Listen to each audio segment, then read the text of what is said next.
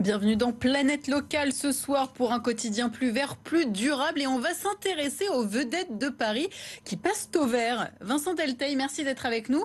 Vous êtes directeur de site pour la compagnie. Donc c'est ce qu'on appelle les bateaux-mouches, plus communément, les vedettes de Paris. Tout d'abord, quel a été le déclic pour verdir cette flotte ? Bonsoir. Il y a eu un déclic cet automne. En réalité, ça fait fort longtemps que nous réfléchissons au verdissement de la flotte. Dès 2014, nous avons essayé de faire des premières études. Et ça n'a pas marché. À l'époque, l'état de l'art de la batterie, notamment, ne le permettait pas.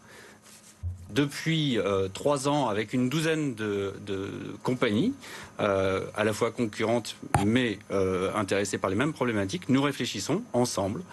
Nous avons pu avoir des technologies qui nous permettent, nous le savons aujourd'hui, de faire ce que nous souhaitons.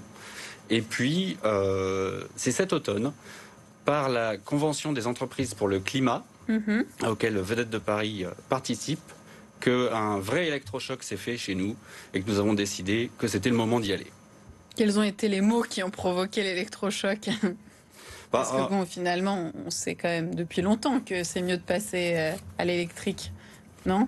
Alors, on le sait depuis longtemps et c'est pour ça que nous y travaillons depuis longtemps. En effet, en réalité, c'est surtout le rapport du GIEC et ce qui nous a marqué. C'est un groupement de scientifiques qui étudie le climat, justement. Exactement, depuis des années. Et le rapport du GIEC qui a été écrit et qui est sorti cet été nous a montré, certes, la nécessité de le faire, mais surtout l'urgence avec laquelle il fallait agir, il fallait que les entreprises agissent. Nous avions ça dans les cartons. Vous l'avez ressorti. Et nous l'avons ressorti. On a été un tout petit peu contraints par la pandémie, bien sûr. J'imagine. Et c'était l'occasion. Alors, comment ça va se passer, justement, quand on transforme des bateaux en électrique? On garde quoi? La même structure et on change juste les moteurs? Quel va être le processus? Alors, pour faire simple, nous gardons la coque. D'accord. Nous enlevons les gros moteurs thermiques, diesel, les soutes à gasoil et tout ce qui va avec. Et nous les remplaçons en effet par des moteurs électriques et des batteries et un système de management des batteries. Vous le disiez tout à l'heure, les bornes de recharge, les bonnes batteries, ça a mis du temps à s'imposer, notamment en Île-de-France. Est-ce que ça va être aussi, est-ce que c'est aussi une problématique, par exemple, la problématique de la recharge, qui est saillante dans votre transition? Bien évidemment, c'est bien gentil d'avoir des bateaux électriques, mais il faut aussi amener l'électricité jusqu'aux bateaux pour pouvoir les recharger. Heureusement, d'une part, Aropa, port de Paris, fait de vrais efforts d'aménagement des quais pour installer des bornes. Ce sont des efforts qui sont longs, mais qui sont très coûteux. Et en plus, on travaille souvent dans sur des quais qui sont classés. Donc on ne peut pas faire n'importe quoi. Paris, oui. Exactement, on ne peut pas faire n'importe quoi. Mais aux Vedettes de Paris, nous avons quand même la chance de revenir toutes les heures à notre point de départ. Oui, ce qui permet de recharger facilement les bateaux. Et donc du coup, ces bornes de recharge, elles seront installées, j'imagine, sur le quai avec une petite infrastructure. Alors en réalité, là où nous sommes placés, nous avons 2 gros pontons qui, eux, ne bougent pas, qui sont notre siège social, des espaces événementiels. C'est sur ces pontons que nous allons installer les bornes de recharge. Alors quel est le programme? Combien de bateaux vont être équipés et quel sera le calendrier? Alors notre objectif, nous avons 5 bateaux et notre objectif, c'est d'électrifier tous nos bateaux pour les JO 2024. D'accord. Le premier, nous souhaitons pouvoir l'électrifier ce printemps et après tous les 6 mois.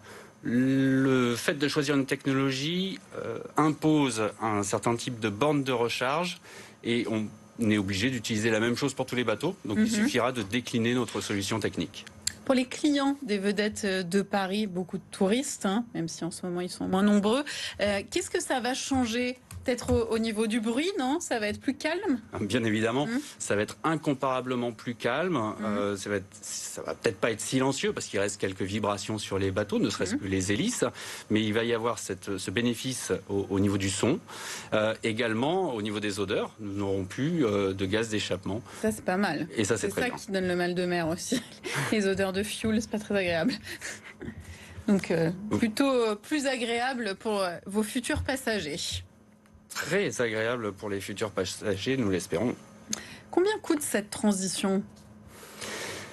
Pour l'ensemble de notre flotte, nous estimons le coût à 8 ou 10 millions d'euros, mais plus qu'un chiffre brut, comme ça représente presque une année de chiffre d'affaires pour Vedettes de Paris, c'est énorme. Et nous pensons, avec les économies de carburant que nous allons faire, et également peut-être un peu des économies de maintenance, pouvoir être à l'équilibre 10 ans après la transformation. Et les prix vont augmenter du coup, des billets ? C'est pas prévu et ça ne fera pas partie de l'équation du prix du billet. Si vous deviez donner un conseil pour ceux, par exemple, qui nous regardent et qui veulent s'engager dans la transition écologique, ça serait quoi ? Quels sont pour vous les principaux points de difficulté qu'il faut surmonter ? Quand on est dans le domaine des transports, évidemment. Ah, si c'est dans le domaine des transports, c'est autre chose. Non, mais je crois que c'est votre domaine. Au-delà, absolument. Mais au-delà, je crois que au-delà du domaine des transports, d'une manière générale, la prise de conscience, c'est surtout de pouvoir se dire que chacun d'entre nous est capable de faire, soit par des petites, soit par des grandes actions, avancer cette transition écologique, que ce soit un citoyen, un employé, un chef d'entreprise. Bien sûr, mais là, je vous demande presque, oui, un retour de terrain. Je pense que s'il y a un conseil, c'est de ne pas avoir peur. Il faut se lancer, prendre des risques, parce que ce sont des risques financiers considérables, mais il faut prendre des risques et il faut y aller. Si c'était le seul conseil que je donnerais, ce serait celui-là.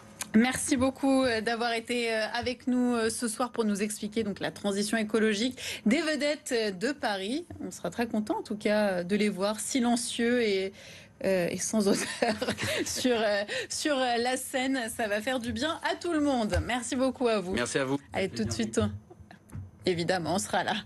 On passe tout de suite aux 3 infos.